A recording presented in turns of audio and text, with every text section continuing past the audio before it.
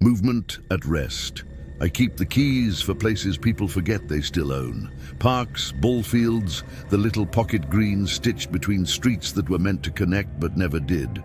The work is inventory and perimeter walks, hose fittings that always cross-thread the first two tries, paint over graffiti that tries very hard not to be seen as art. I make lists on carbon paper because phones die and paper learns your disagreeable habits. The maintenance depot sits behind the water tower on the South Ridge, a cinder block building with 2 bays and a back room for parts that smells like rubber and sharp dust. The fluorescent tubes are old enough to need a minute to remember their jobs. In the corner, a fridge hums with the smug satisfaction of machines that measure themselves against heat and wind. I arrange towels in stacks of 3 in the wire basket by the mop sink, because that's how my hands like it. The mug I use is enamel and chipped where it was dropped by someone else years ago. I thumb the chip when it's quiet and feel the high-banked edge. The barcode gun has molded itself to my palm. You hang it on a peg, lift it, feel the polite resistance of the curl in the cord.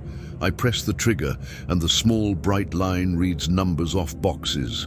The beep is immediate when the label agrees, lagged when the label is hiding. I learned that long before I learned anything you'd call a trade, even in toys and in soup cans and in shoes. Machines choose to answer in their own timing, and you can be angry at them or you can work near them. The Monday the emails started, I'd already been to Memorial Playground once to pick up glass and scrape stickers off the slide. Memorial sits between a shuttered laundromat and a shaded run that used to be a creek until the culvert got lazy. The pride of it was a swing set welded from pipe that had gone dull grey under decades of hands and rain and winter salt kicked up from the road. It's not a good playground. The sand is mixed with whatever the wind brings. Weeds make an earnest go at the edges and we knock them back and they return innocent. Kids still come because there is nowhere else within 2 blocks where you can be told yes and climb something taller than a mailbox. The middle swing had started to mind its own business in a way that made the business feel like mine. I noticed it without making a plan to notice. Walking across the chip dust, I heard a soft, dry throat creak when the air on my ears said there was no wind. It swung, bottoming gently and rising to meet itself and returning, like a pendulum timing a song under someone's breath. The other 2 hung obedient as coats on hooks. There were leaves under them that should have rattled if air had been moving. They did not rattle. If you stood to the side and watched, the chain on the middle swing had a different color along 3 links, the way metal carries a cold patch after you press your ear to it in winter. You tell yourself the sun lies in small ways when it throws shade from different corners all day. You tell yourself someone came early with a restless foot. You write swing squeak lube on the list and put it in your back pocket and look up at the traffic light at the end of the block. And like that it turns green and you step off the curb and the world agrees it has a program. The emails came that afternoon with the pixelated urgency of people who sit in rooms lit by their computers. The subject line was a friendly scream. Memorial swing problem? Another with history of fall. And then a pasted piece off the local forum where someone filled air with the place's old story. A boy from the block, decades ago, slipped. A clumsy hand, a quick drop. Everybody repeats that there was nothing suspicious, and then someone's aunt says she knew a nurse who swore the boy never hit the ground. I let stories walk by when they reheaded somewhere they won to be told to me. I took the truck with the little ladder and the plastic tote of spray to Memorial when the light was leaving. I laid out a towel on the seat so I wouldn't slide. The towel is a habit I've kept since a van and a dog who shed more hair than a person believes possible. The tote carried the thin oil for chain. I swept the seat with my glove, more ritual than cleaning, and touched the underside, rubber where the rubber had broken, and we'd taped it neat with grey cloth in our care. I loosened the pin, unhooked the chain to check for burrs. The metal had a cold the air did not. I had the cheap infrared thermometer in my back pocket because the city had ordered a box of them for the summer heat notices and sent extras in misaddressed boxes to anyone with a municipal email. I pointed it at the chain, 17 degrees under the air around it, which had never meant much to me when it appeared in plumbers, brochures about water in pipes in walls, and meant less out here where light was thin and telling. Somebody had written years back an S with a nail on the inside of the side post at kid height, and I ran my thumb over it and felt the S come back with that disinfected blankness that paint has when it is very old.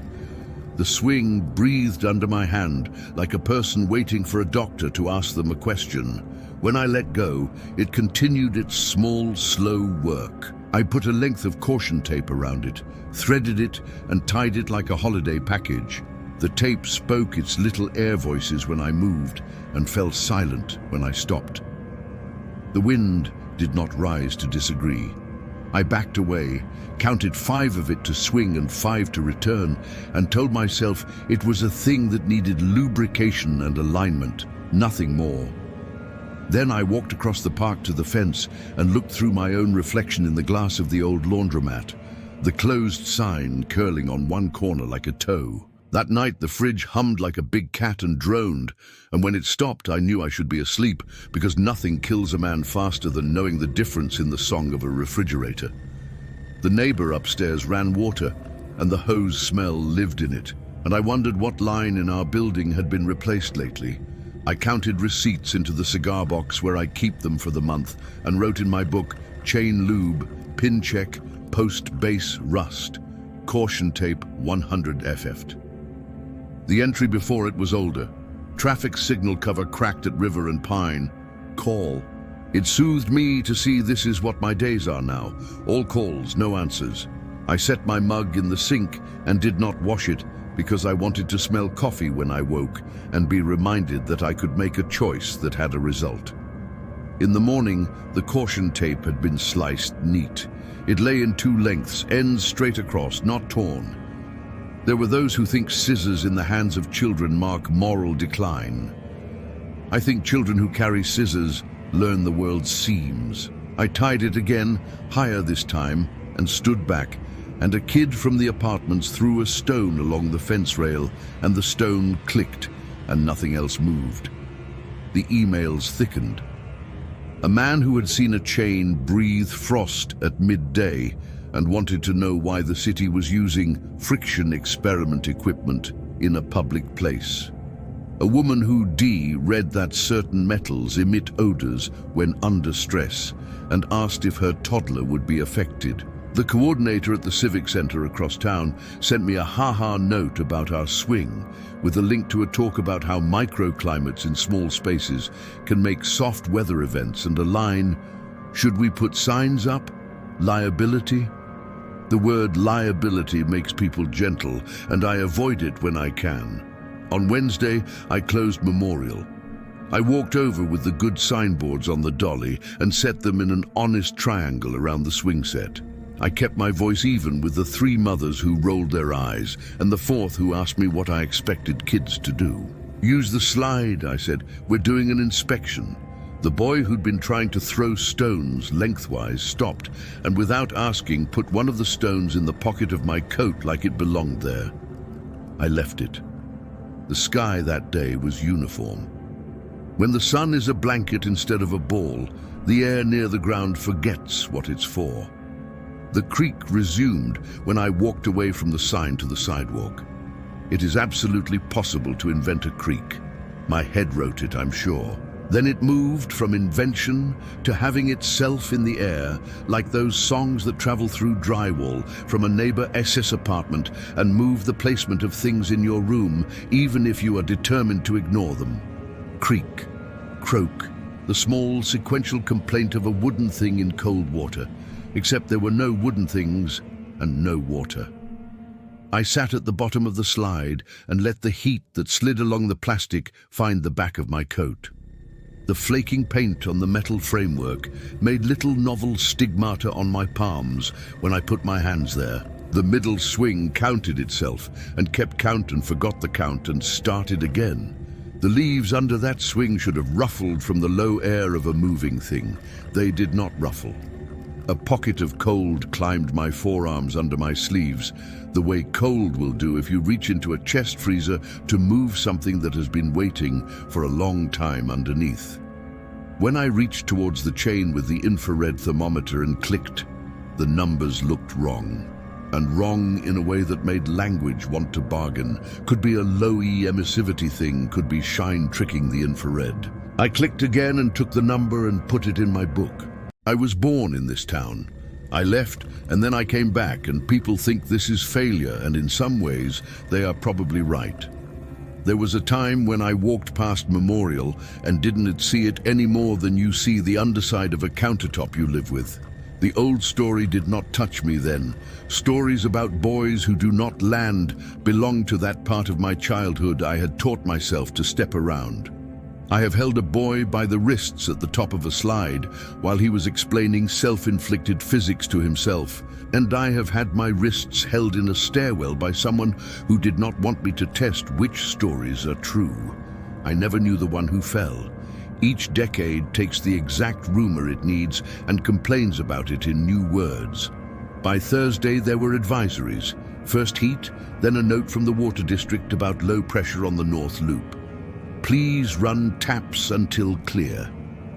Men who did not care for my decisions took photos of the signboards and posted them with comments that included the word overreach. The school up the street sent a newsletter that used the word partnering in a sentence about the city and playground safety. Someone wrote essence in chalk under the bench and drew a bottle.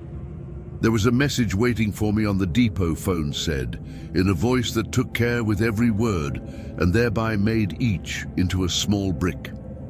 Have you considered that these swings might be cooling due to eddy currents in the air from the culvert? At the end of the message, the person did not hang up properly, and the recording held a fade of hose water and what might have been a dog S-collar jingling when an ear is scratched. I went to the municipal building to fill in a form that a person in a different building had decided needed filling. I prefer stairs to elevators, so I took the stairwell. The cool in there is a kind that only concrete knows in a town made of its heat. The light buzzed. Somewhere, someone in a custodial closet pressed a little switch and a compressor clicked, counted to 10, stopped, clicked again.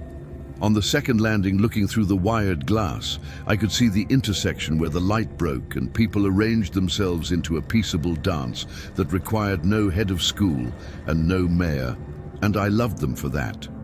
The form said, nature of malfunction, and I wrote, movement at rest. Under other, I wrote, sound. I handed the paper to a clerk and breathed in enough of the building paper smell it put me back in school, chalk and plastic, and the non-committal scent of mop. When it was day 3 of closure, people stopped talking to me about it and began to talk around me, and I liked that less. I lubed the chain out of spite. It changed the tone, less croak, more creak. The cold remained. I wrapped a towel around the seat before I left, not because that changed anything interesting, but because when I sit, I want the feeling of it to be mine. When I returned, the towel was in a position no towel chooses because it had been lifted, then lowered, then lifted again, done to please a principle and not a person. I set a little camera on the fence with a bracket I've used for watching vandals take their cigarettes and bury them incorrectly near the swings. The camera's red light blinked in the uncommitted way. Things blink when they are on, but uninterested.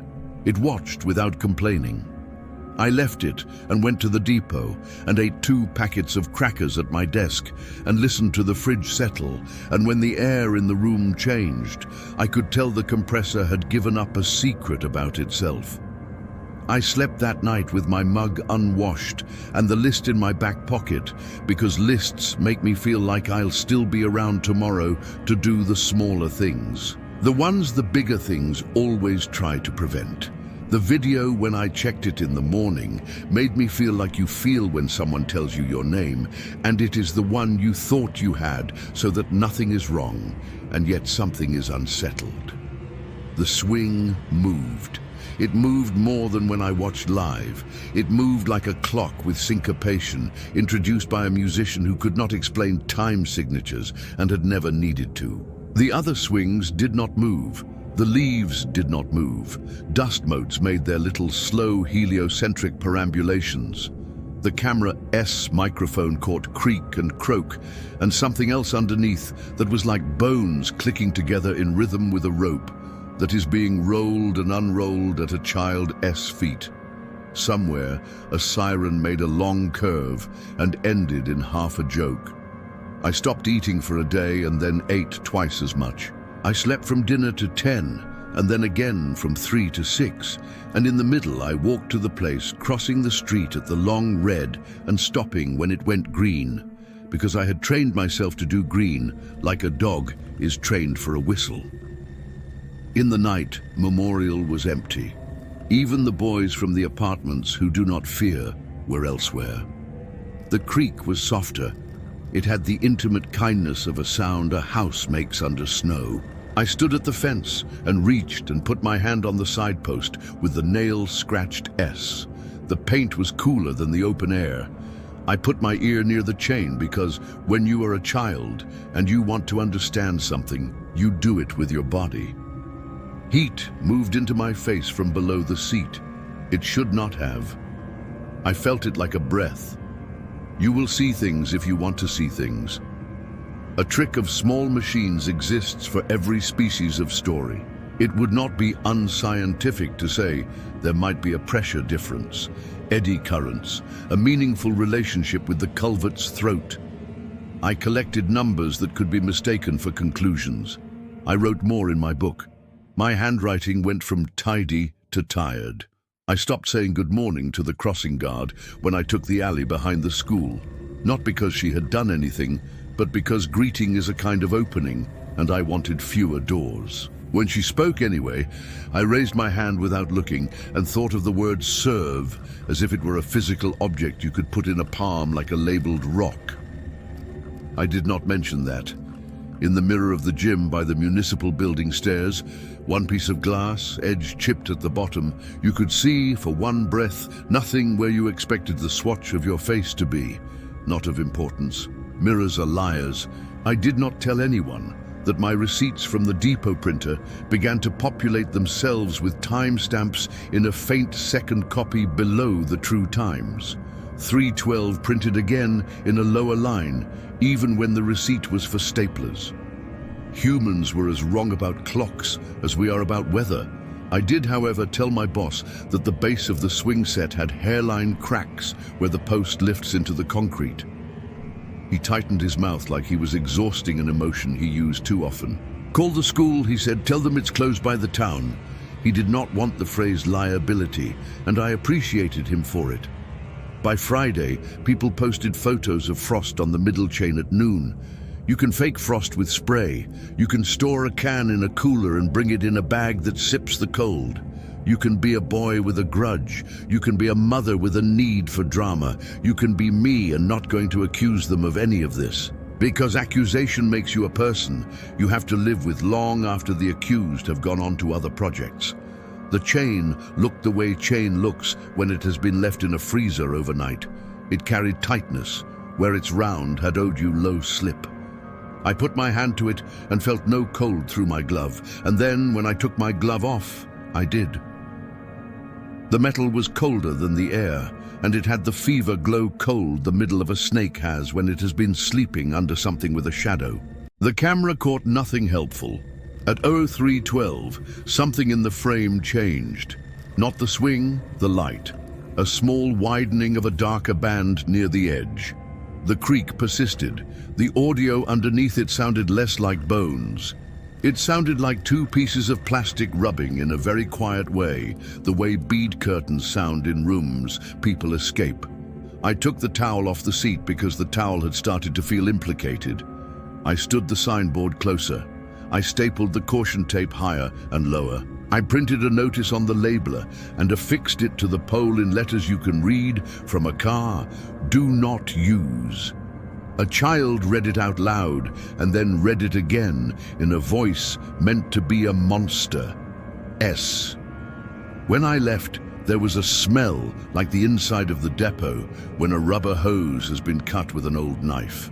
The practical parts of me asked if the culvert carried cold water with a trick of venting at certain times. My radio scanner fuzzed in my pocket with static that reminded me of someone rubbing a dry towel along a car hood.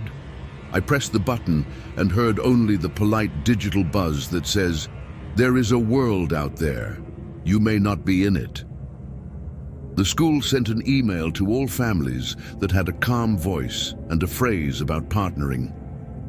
I received it as if I were a family, because someone had put me in a list once due to a paper from years ago and gone home at 4, and the system, like all systems, assumed. It asked that parents please respect closures and added that assemblies would be indoors until the weather found its manners. A mother called and asked me what materials had been used in the swing. I told her the little I knew: pipe steel, aluminum brackets, a rubber seat, the kind you buy in a catalogue. She asked if any of the materials could be giving off a smell. "You'd smell it," I said, then realized smell has a way of arriving and leaving without asking, and apologized for the arrogance of my sentence. At night, I began to dream of stairwells and the swallow in the throat of a building. When you open a door on a floor you know is empty, and the nonsensical relief in seeing that a light you turned off still is. The dreams were not dramatic. They were full of paperwork and the idea that my pen had run out of ink, and the tactical decision to keep using it anyway on the logic that we accept what looks like writing. I woke half a minute before the fridge hummed and waited through one cycle to confirm that I had guessed correctly. Guessing correctly about fridges is a kind of poverty. On the 7th day, when habits get named by calendars, I went to Memorial at the hour when boys with bikes practice skids, and girls with small dogs practice the political act of explaining to those dogs where they may and may not be. I set my hand on the chain at mid-length and felt the mild cut into my palm that lives in chain. I put the infrared to it. The number was a number that would make a person feel they had been included in a secret. I took a rag and warmed the chain and watched cold move back into the warm thing the way sleep returns to a child you thought you had woken for good. "Look at that," a boy said, "because boys have their mothers in their mouths and their fathers behind their eyes," and pointed as if pointing would change my behavior. He was the boy who had put the stone in my pocket. He stood on the path and his bike leaned lightly into him like a friend does when caught by surprise. "It's cold." "It is," I said. "How?" He did not ask why. I liked him for that. "We're finding out," I said. He reached and hovered his fingers over the link, and I knew he was going to touch it. "Don't," I said, not sharp, but not soft, and he didn't. He took his bike and drew circles tight as plates and went away. And I did not correct his helmet that was not strapped, because you pick your places. At the base of the post, the concrete had made a star of itself. Hairlines in 5 neat directions, like something pushing evenly from inside. You can convince yourself that physics has arrived at a tidy geometry to comfort you when something is going wrong. I set the toe of my boot on the concrete and pressed and felt the yield that is not visible and is more humiliating because of its refusal to manifest in a way you can show to your superior. I wrote in my book, "Post base, star cracks, close long term," and underlined it, and then wrote in smaller writing, "What if not moving is the accident?" I drew a box around that sentence so I would know which of myself I was trying to protect. That night I didn't mean to, but I did what someone always does in a story like this, and went under the swing and stood there where a body might be, and I held the chain at shoulder height so that whatever needed to be recorded would be recorded by my body also. It was warmer under the chain, not in the sense of the air, in the sense that the air had forgotten one of its obligations to living skin, and when something forgets an obligation, it briefly resembles a kindness. I could smell the iron of my own blood from where I'd nicked a knuckle on a bolt. I put my thumb in my mouth out of reflex, and the taste was the taste of hose water from old days when adults let you drink from what was at hand. The sweet green rubber taste that belongs to summer and abandonment. I heard the creak, not at ear level, but at kidney level, as if the sound picked a place on me and made a den. I reached behind me to steady the seat, and the seat obligingly did not move, and that felt correct. And then it swung, and the flat of it touched my elbow, and I put my hand out again to meet its arc. And the contact was that of knocking knuckles with a friend who had been told you weren't hurt too badly. It took a full 20 seconds before my lungs remembered to make the small updraft needed to fill themselves. Unfairly, when breath returned, relief felt like permission, and I leaned into it and the chain into me, and the seat looked at me as far as a seat can look. And in that configuration we stood for an amount of time I cannot report, because the light did not change, and the sirens that went by did not belong to us, and the traffic light did something private for once. There was no revelation. I did not see a boy falling. I did not see a seam in the air. I saw the swing move the way it had been moving, a little larger now because bodies call other bodies into larger shapes. I saw the caution tape as decoration instead of law. I saw the insignificance of my tools. The creak changed pitch and became a lower thing, as if a different animal had joined a duet. My radio in my pocket made the chitter of a bird 3 rooms away in a building of different purpose, and I put my hand on it to still it.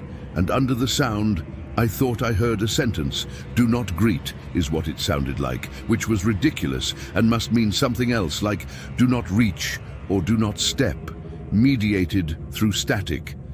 I am a man built by rules, and if a rule arrives, I build a box and put the rule in it and set the box where even I can fall over it. I lifted my hands from the chain. The seat came forward and then back and kissed my thigh and forgave me anyway. I walked home by the route with fewer reflective surfaces. The laundromat's windows are still intact. The glass carries a late green under its aging, and in certain lights I am not in it, though the building behind me is. I do not wish this to be true. It sounds borrowed from someone else's preoccupations. I pass the traffic light when it is red because a crossing guard is not there to see me, and because if the light belongs to me, I can give it away. And then I stand at the curb when it turns green to be sure I can be the one to accept it. The next day I close memorial with sandbags because tape and signs do not teach people. I laid them in a neat row, and the neatness made me feel like the closeness of the bags to one another would perform some physics I could rely on. A man in a jacket that had belonged to his father told me to mind my hands. A woman I know slightly, because our mothers used to sing in the same choir, asked if I needed help. I said no, thank you. I did not look under the seat at the place where the bracket meets the rubber, because if you look at certain joints too closely, you find them wanting, and then you have to tear things down. The next week, my days arranged themselves into questions, and the questions into routes. I went to the civic-center because the aquarium needed someone to carry the salt buckets to the closet. The handheld monitor there drew a line, and occasionally, when no one looked at it for a time, a single step. The line is called an ORP line, and this stands for something I do not own the science of, although I could kidnap the words and say them in an order that would impress a person who sells filters. I dislike impressing anyone through method. I watched it, and it drew another neat step when the air changed near the floor, like a door somewhere had opened on an underwater hallway. The labeler on the shelf, instruments have a family resemblance, perhaps on purpose, spit out a strip without me touching it that read in tidy caps, "Do not touch." The strip was warm in my hand with a heat the room could not explain. I put it in my pocket, as you do with fortune. In the night, the camera on the fence at Memorial caught a mend in the dark near the edge of the frame, like the polygon in old games when the developer runs out of patience. The creek continued to fill its old job. The boy with the stone did not return for a week. When he did, he rode by and didn't to look at the swing, and that required more of him than looking would have, and I admired him for bearing it. The clerk in the municipal building called to say the form I had filled was not quite the correct form. I climbed the stairs to pick up the correct one, and the stairwell handed me the smell I like best, which is the smell of young institutions, that linen soap smell of mop, the low sugar of someone's lunch, and the click when soft shoes descend from one problem to another. A man in an orange vest held the door for me and had the face of someone who carries fire in a bucket for a living. I wanted to thank him out loud because holding doors illuminates more rooms for me than any anthem. I nodded instead because I have grown cheap with the currency of greeting. I have learned that when you make the act of not greeting into a habit, you write your name in a corner and then forget which corner it is. I check receipts, and I grip my mug, and I stack towels, and I pretend I am in a building where the only thing asked of me is to keep water in pipes. I pretend the bottle someone has drawn on the bench under the word essence isn't a picture of immortality with a spout. I pretend the video I leave running on my desk that watches Memorial for me has nothing to do with surveillance and everything to do with finding a pattern in noise. I pretend the scanner AS chirp belongs to barcodes and not to a language that has learned me. Sometimes I can do all that and then climb into bed and sleep like a person. Sometimes I find myself in the kitchen with my hand on the refrigerator door and the hum changes and I watch the dial with more attention than the dial asked for, and the door AS cool gets into my palm and reminds me that all doors are thresholds in only one direction.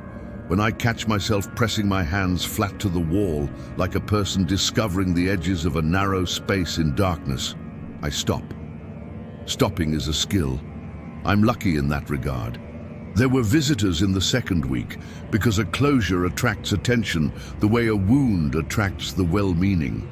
A man with a device that measured breeze, an anemometer, held it under the swing and watched its cup turns like a fortune teller. He declared the air a certain way to no one in particular and left. A woman I remember from school who outlasted us all and became a teacher again brought her class and sat them in a semicircle at the far side of the fence for social studies and resilience. They made notes and drew the signboard. I watched them and felt a soft shame in my throat, like you feel when you have meant to shave because of the category called event, and you did not. The boy with the stone stood in the back and did not write, and then, at the end of the hour, took his pencil and rubbed the bench with it until there was a black widening instead of words. "You'll need to open it," my boss said. He meant to help me. The mayor asked, "In time for the civic parade, we can post someone there to watch." "Who?" "I can." He did a face that said he would only if I asked. "I'll do it," I said, "because if I say those words, I do not need to explain to anyone why I'm standing under a thing." He nodded and wrote on a pad, not to schedule me, but so his hand had something to hold. On the day I cut the tape and pulled the board still in the morning. Still before that hour, when air thickens from the ovens of the town and carries recipes and arguments past the windows, it was absolutely still. The creek had taken a holiday. The heat moved at knee level and stayed. I took the towel I had been keeping in my back pocket like an old man and set it across my shoulder and hung the board on the fence and hid the tape in the truck. Because there is a class of vandals who will tie tape to ankles and drag it around making shame banners for everyone with police in their heads to see. I thought I could drink water from the fountain on the corner and heard the hiss in the hose, the way you hear hissing when a small gas leak is startled by a hand. I did not open it in the way that you open a door and step back and say, "Welcome." I stepped away and stood another place and let children be the first to see a thing freed. Nothing happened. A girl pushed the leftmost swing with the open palm of someone doing it for the first time, and it responded the way a thing responds when asked to move by someone who still has the talent of asking. The middle swing did not move. The boy with the stone lifted his bike to the highest part of the grass between the slides and let it go. And when it found the bottom of its small grade, his cheeks released a kind of sorrow older than him. The mothers stood in a triangle and made a door between them, which the air used to enter and leave, and I let myself recall the ordinariness of it as a kind of proof. I cannot tell you exactly when Memorial turned back into a place and the swing into an object. The events that matter usually do not have timestamps. After the parade, which smelled like gasoline and heat, and the generous deodorant of men in old uniforms, after the canned music on the flatbed that had speakers too big for that day, after the pepper dogs and the one fight that empties itself in time for everyone to pretend there was none, I returned to see the chain dull from use instead of being crisp with whatever had gone through it. The creak returned to the register that is about maintenance and not about language. The cold left in layers, the way winter leaves the open ground when the sun has been up an hour, patches of frost outlasting patches of poor grass, and then none. A day went by, and a second, and on the third, I placed my hand on the chain, and the heat traveled into me in a way that is not newsworthy. I wrote in my book Open Kai Watch, a call, school repaint purchase order. I wrote caution tape restock. I wrote civic, salt. I wrote return towel to clinic. I stopped eating at the wrong times because entertaining a story had been a way to not eat. And instead of replacement, I developed a small hunger for fruit and a small disgust for foods that require utensils. That may not be related. I stopped looking into certain mirrors. I now and then lifted my hand as if to wave at people who did not know me and practiced putting it down without anyone noticing. The receipts in the cigar box thickened and fell back, the way breathing always has and always will.